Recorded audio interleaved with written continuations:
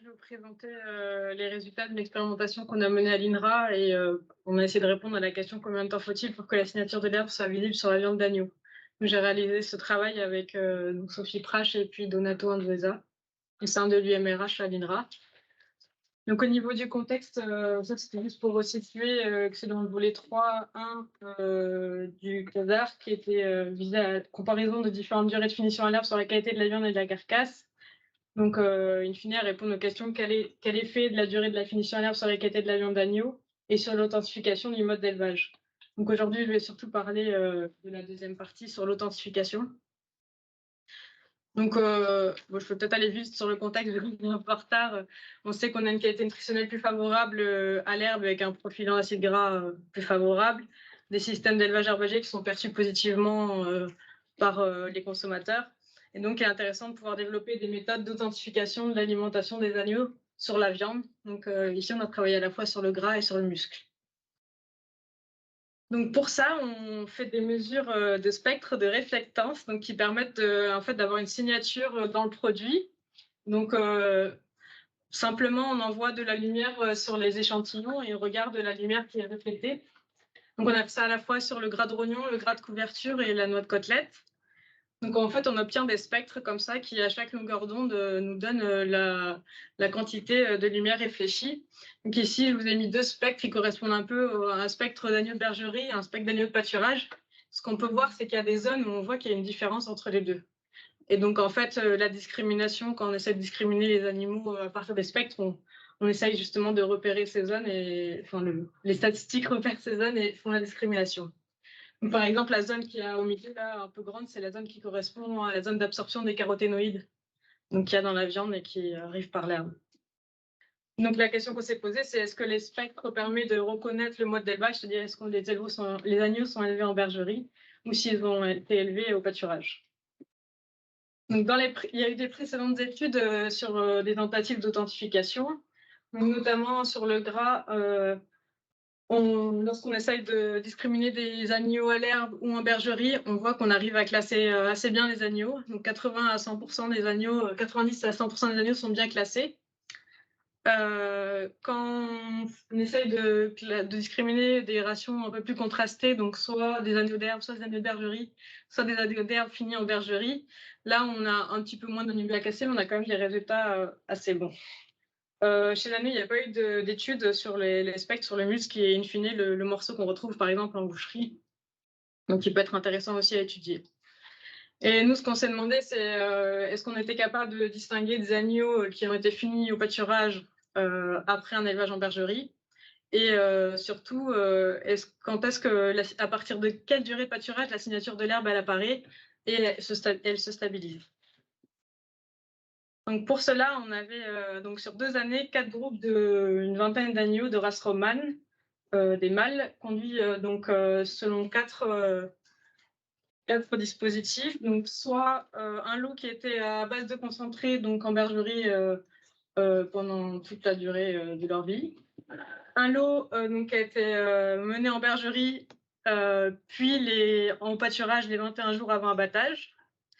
Un lot mené en bergerie et au pâturage les 42 jours avant abattage, et un lot mené en bergerie et en pâturage 63 jours avant abattage. Donc quand ils étaient en bergerie, ils étaient menés ensemble dans le même lot, et en pâturage, ils étaient également sur les mêmes parcelles pour éviter des effets de différence de composition de parcelles. Donc évidemment, il y a des lots qui sont pas qu'on ne ferait pas en élevage, mais qui sont expérimentales.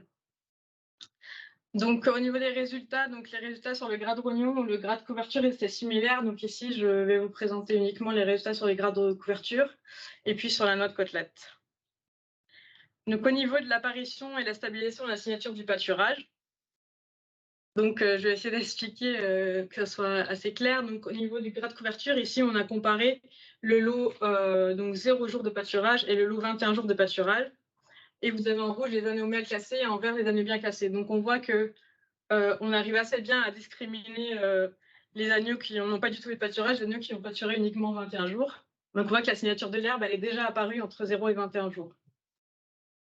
Ensuite, si on compare les lots, donc 21 jours et 42 jours, et 42 jours et 63 jours, on voit que là, on a une augmentation des agneaux qui sont mal classés. Et on pourrait considérer que la signature de l'herbe, elle est stabilisée si on a au moins 50% des agneaux qui sont mal classés, c'est-à-dire ça correspondrait à un tirage aléatoire. On voit ici qu'on n'a pas atteint ces 50%, donc la stabilisation de la signature de pâturage, elle a augmenté, mais elle n'est pas encore complète, à 63 jours de pâturage.